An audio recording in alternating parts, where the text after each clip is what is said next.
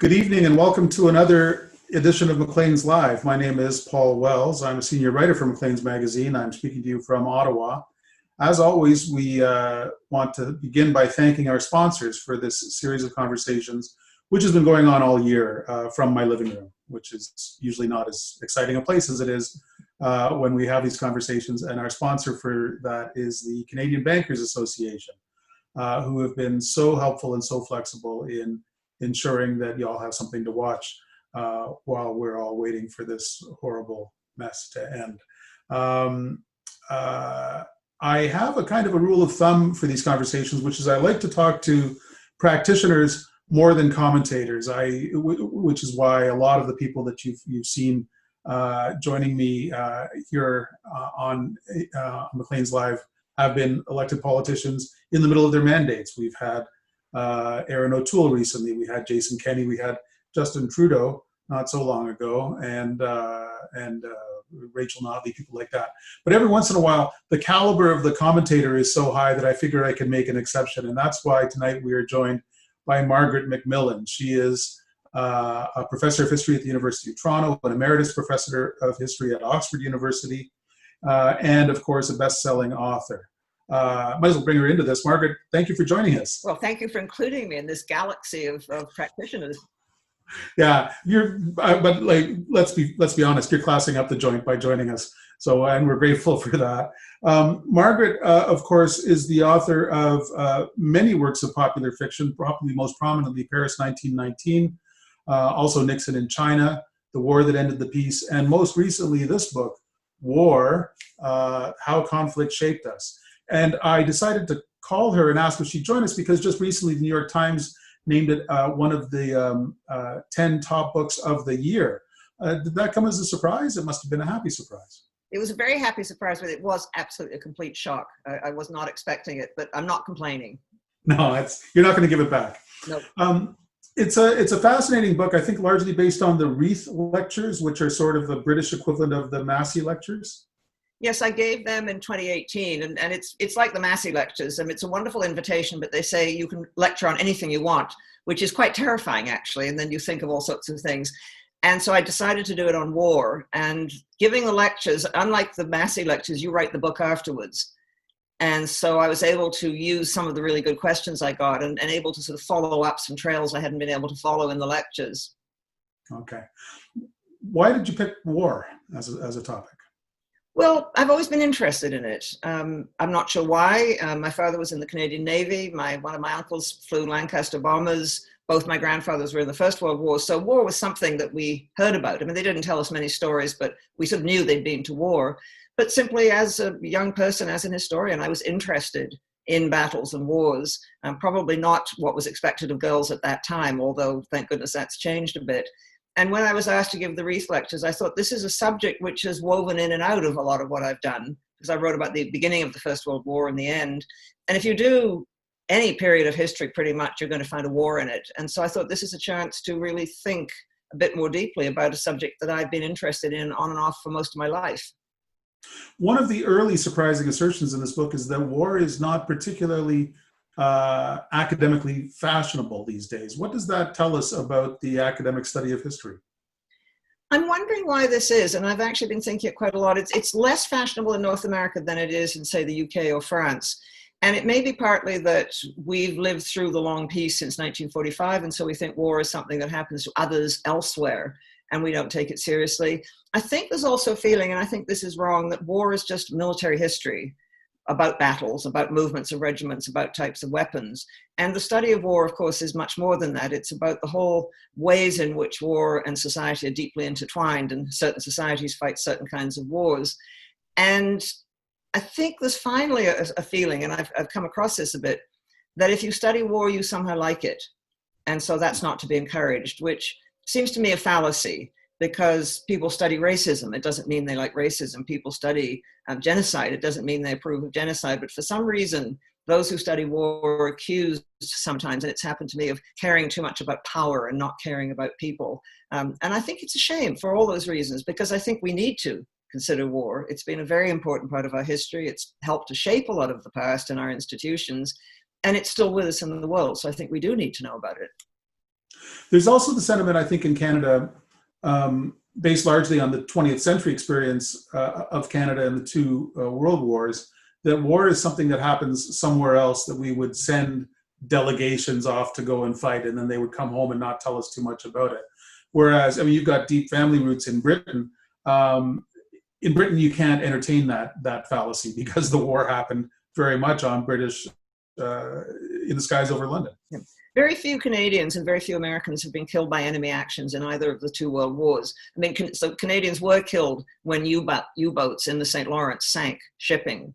And a few Americans were killed. I think probably about 8 were killed when a Japanese firebomb hit a picnic on the West Coast. But both Canadians and Americans have had directly on their homeland almost no experience of war. And you're right, it's something that you go away to fight. I was not very long ago, I was in a small village in France, and I saw their war memorial. And what struck me, of course, was how imposing it was, and how many names were on it, and how many of the names were the same family name. And clearly what had happened is that brothers and cousins and entire generations of a family had been wiped out. And again, it's something that the Canadians are sort of intellectually aware of, but I don't know if we've got that gut feeling of it that is inescapable in Europe. No, I think perhaps certain parts of Canada. I think in Newfoundland, for a long time, you had a sense of what had happened to the Newfoundland Regiment in the First World War, because it was a small society and everybody knew somebody who'd been killed in that terrible battle at the Somme. So I think the smaller communities perhaps have retained a greater sense of that because they tend to have the same families living there.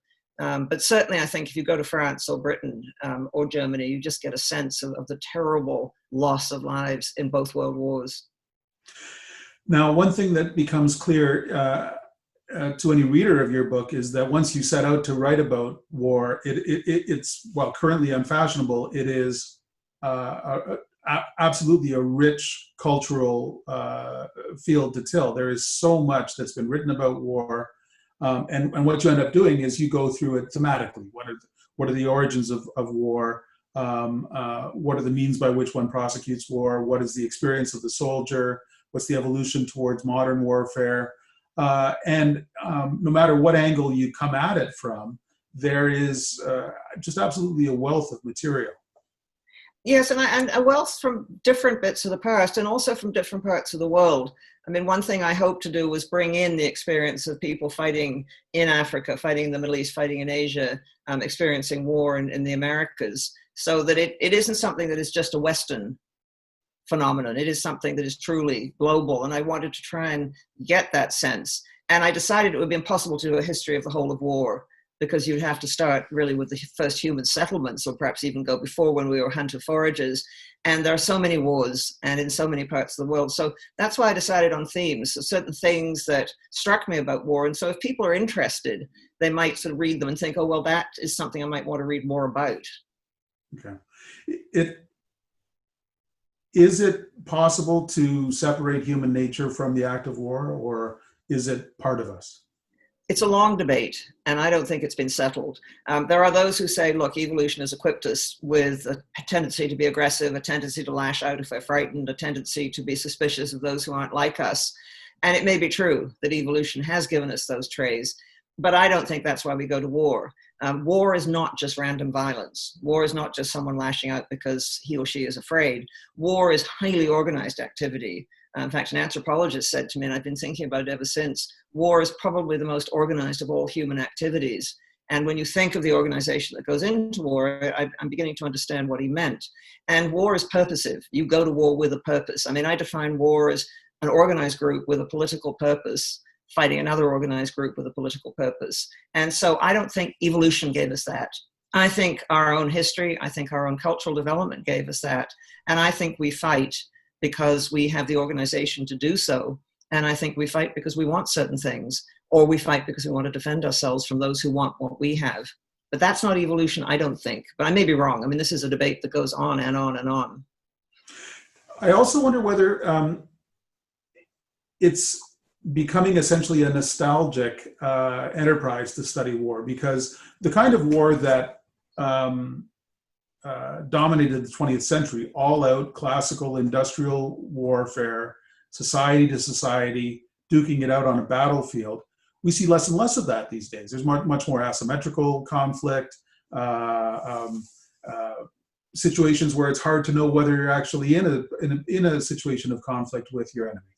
Well, a lot of the wars, particularly I think since the end of the Cold War, have been wars with no clear fronts. The fronts keep moving, and so there's no them against us. That you can't sort of see the battle lines drawn up, or you can't see the two opposing forces. And often there are a number of forces. I mean, you think of what happened in Syria, where people change sides, groups change sides. I mean, this is a shifting sort of kaleidoscope of conflict, with plus the interference of outside powers.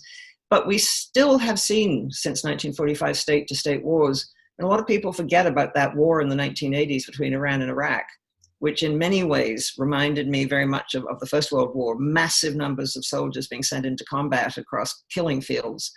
So I think it's still possible that we can imagine state-to-state war, but I agree with you. I think the face of war now is much more these shifting, often civil wars with shifting sides, and often these asymmetrical wars where a weaker force will use terrorists, will use guerrilla raids against a much stronger force.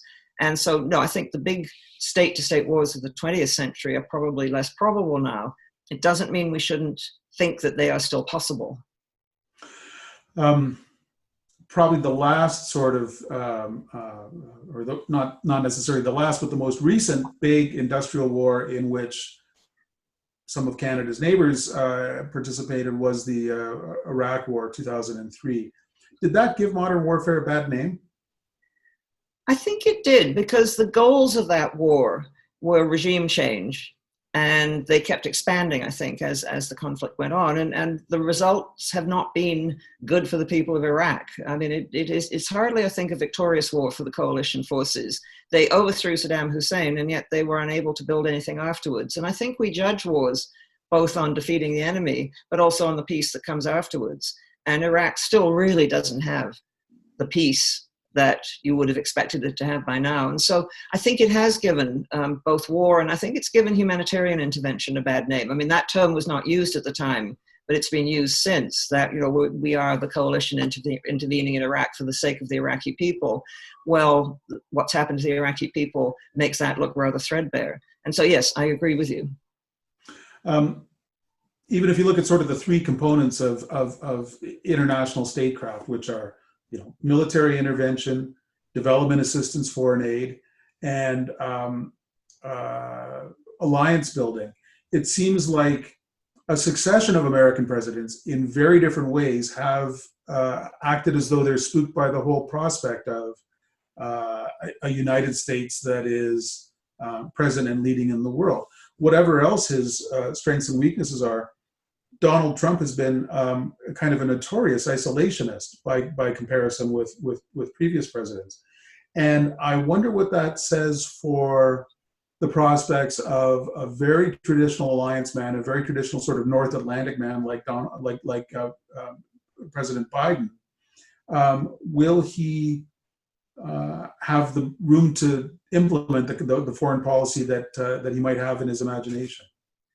I'm not sure. I'm not sure that the Biden administration is going to mark a really dramatic change in American foreign policy, or at least in some American foreign policy. I mean, I think there's still going to be a confrontation with China. That's been a long time coming, and there are all sorts of reasons why it's going to continue. Not military, but a confrontation over influence, competition for influence, competition for resources, economic competition, disputes over intellectual property. I mean, these date back now some 20 years or so, and I think are going to continue.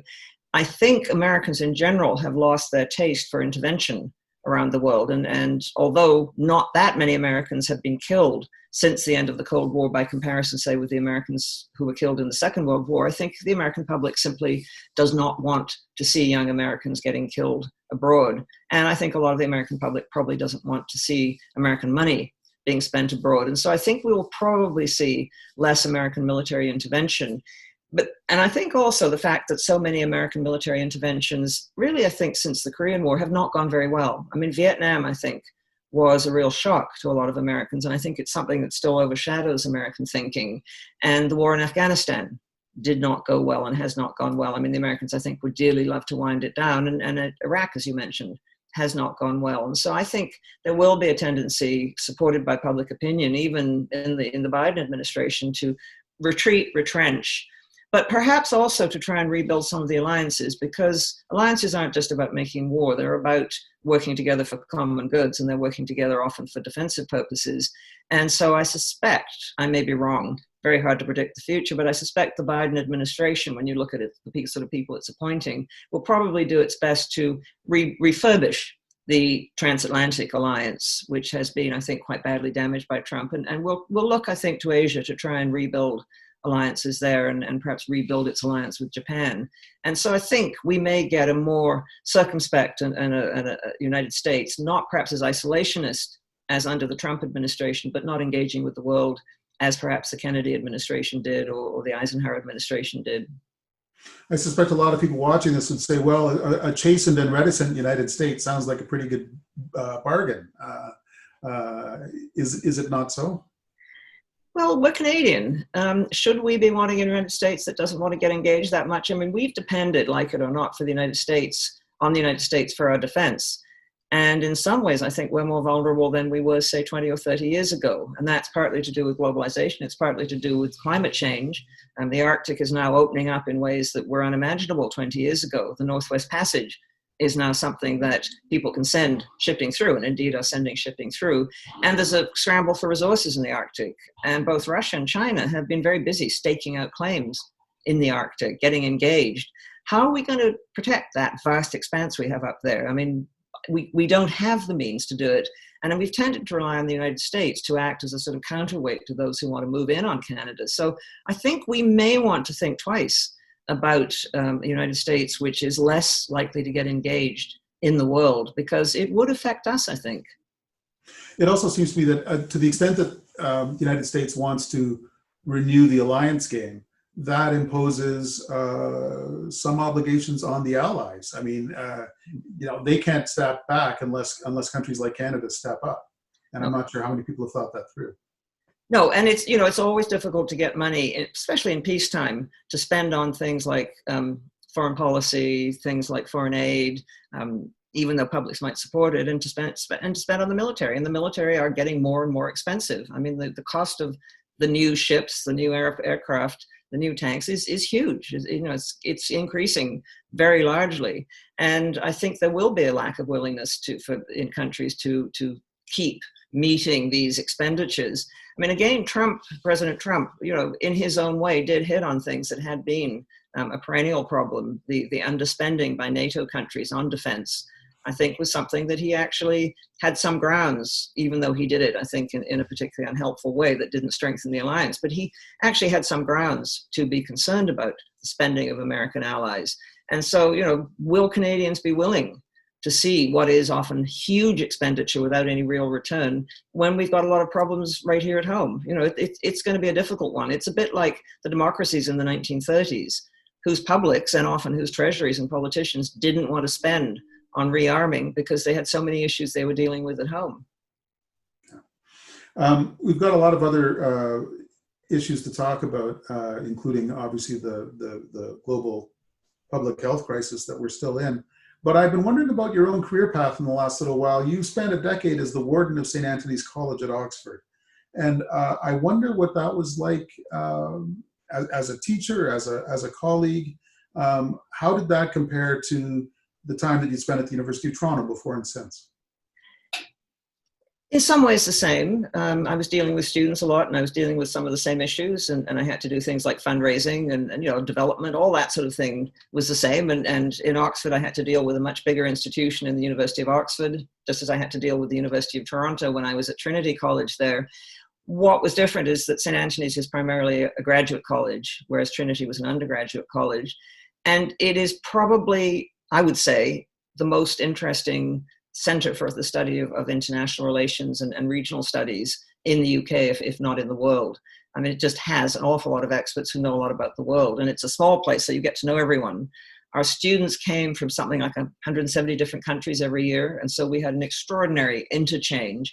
And we had a number of centers attached to us. So we had a Latin American center, an African center, a European center, a Russian center. So we were really constantly engaged with the world. And it was, I just felt I was enormously privileged. I mean, a crisis would blow up somewhere and I'd say to someone, does anyone know anything about Ethiopia? And they say, well, go and talk to so-and-so who's just having his lunch over there.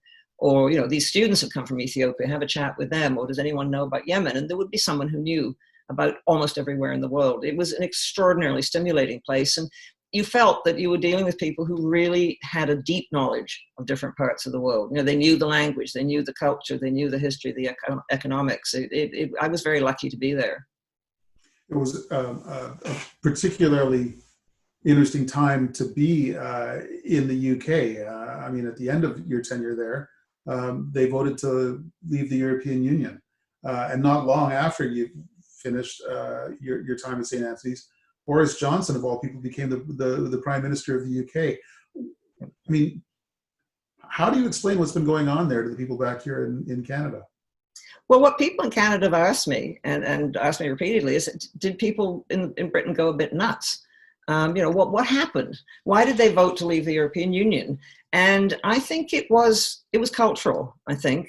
And I think the Leave campaign played on discontents which were partly about inequalities in British society, inequalities both among classes, but also inequalities between the North and the South. I think the Leave people played on a sense of loss, a sense that globalization had moved too fast, and they ran a very clever campaign. And they appealed to history. They talked about the Armada, they talked about D-Day, they talked about Dunkirk. They ran a good campaign. And the Remain campaign tended to say things like, well, if we leave, you'll be £1 a week worse off a week. This was not an argument that really tugged at the heartstrings. The vote was very, very close. And it was an advisory vote, but Theresa May took it as a sort of clear guidance. And I think we will look back and say that was a political mistake, that she decided the vote meant that she had to negotiate a way out. And the problem she had was that in the Conservative Party, it's a bit like the Tea Party and the Republican Party, the real hardliners, the people who are Brexit at all cost, were driving. And there was no way ever of appeasing them, partly because they were running a crusade. They didn't actually have a clear plan of what they wanted, in my view. They just wanted out, and they hadn't really thought it through. And so any compromise she came up with, any suggestion that there would still be an engagement between Britain and the European Union, was anathema to them. And they simply made it impossible for her to get any deal. And they have come close to making it impossible for Boris Johnson to get any deal. And when the surveys are done now, a majority of people in Britain say they'd actually like to have a relationship with the European Union. And I think there's a majority actually who regret the leaving. But the process has been set in motion, and it's not going to stop. And I think a lot of the British will come to regret it, even those who voted for leave. But they'll regret it slowly, and the effects will play out slowly. One of the big issues, but there will be issues. One of the big issues is whether, and this was typically British, whether they will now be able to take their pets to the continent if they go on holiday. And this has caused great angst. What about my dog? What about my cat? So it's beginning to be borne home on a lot of British that things are not going to remain just the same with the rest of Europe. That sort of globalist consensus that seemed like it was on the ascendant as recently as 2000, 2001 has had a hard go of it. The notion that immigration is a social good, the notion that alliances are worth maintaining and advancing, and the notion that deeper integration and freer trade are self-evident goods. I mean, almost all of that nest of issues and assertions has been on the back foot. It seems sometimes increasingly so as the first decades of the 21st century have progressed. Is that a lamentable trend? Is it an inevitable trend? Is it a reversible trend? It's a trend that a lot of people weren't noticing. And it was certainly happening long before President Trump was elected, and it was happening before the referendum. We fail to notice, I think, I say we, people like me, academics and possibly journalists like you, I think a lot of us fail to notice that a lot of people were losing from globalization. And not only were individuals losing, but communities were losing.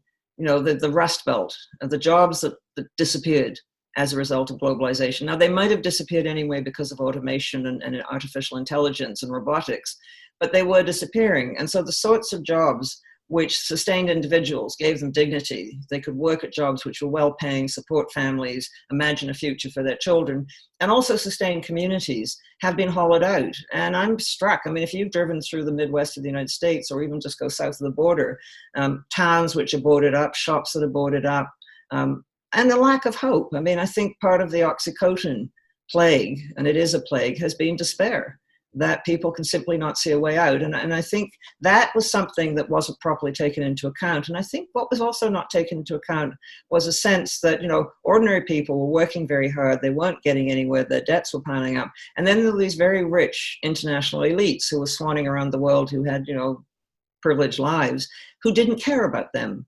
And I do think the growing inequality in a number of societies has been very bad for society. And I think part of the Brexit vote was a reaction to that. And I think part of the support for President Trump comes from that. And I think we haven't properly grasped, or we're beginning to grasp, just how damaging or how damaged societies have been in the last decades. Do you ever find yourself realizing that some event in the world has attained a magnitude such that you have to switch hats and you have to start looking at from the perspective of a historian, that it's no longer just current events? And if so, has 2020 by any chance been rich with examples of that phenomenon, where you suddenly realize that this is the stuff you study at the office? This is history.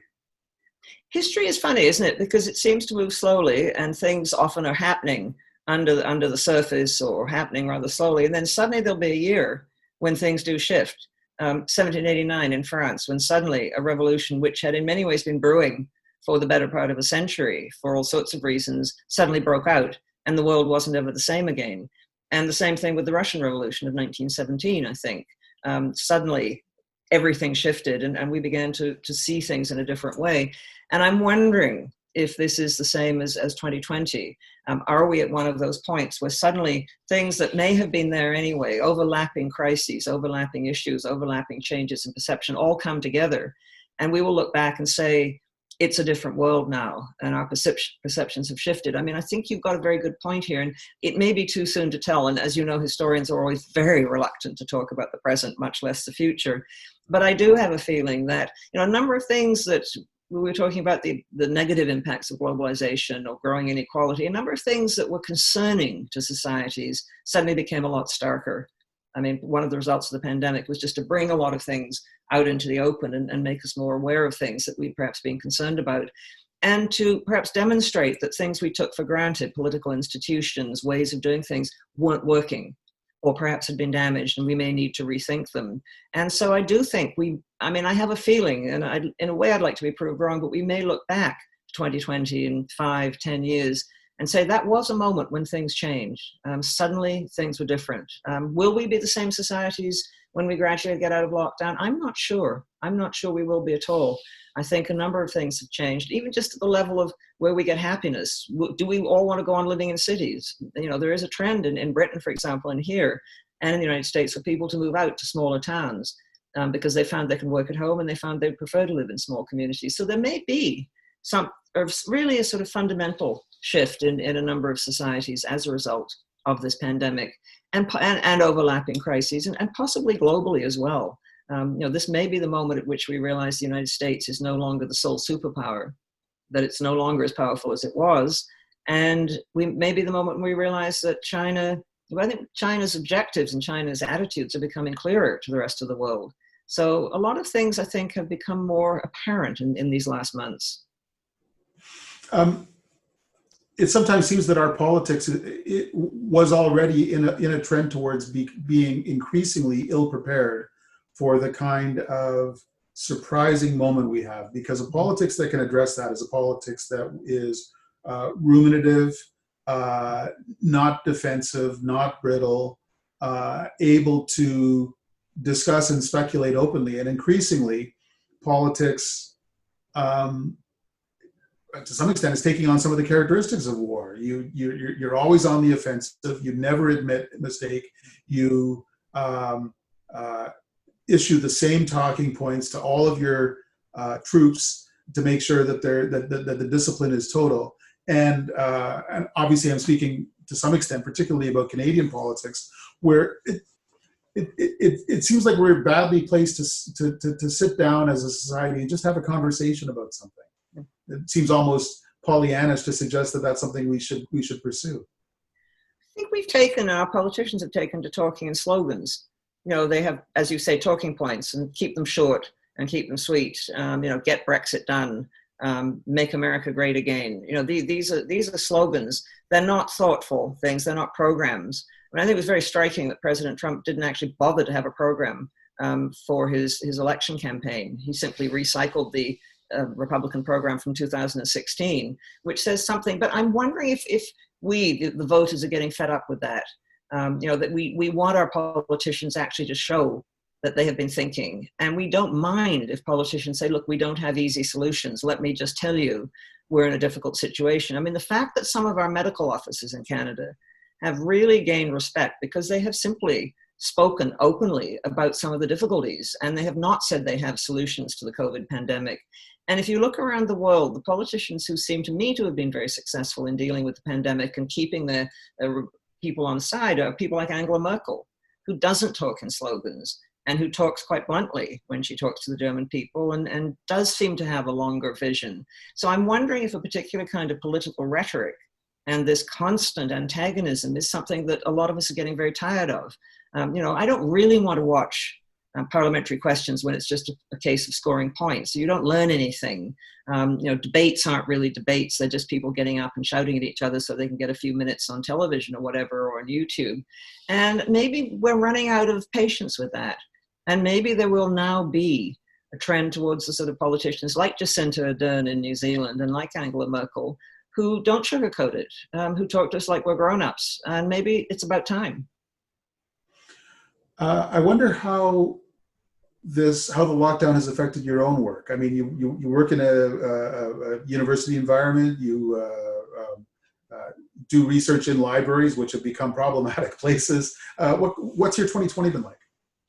My 2020 has been sort of busy, but not very productive. And I've had a lot of friends who've said this. My days seem to go by. I don't know if you found this.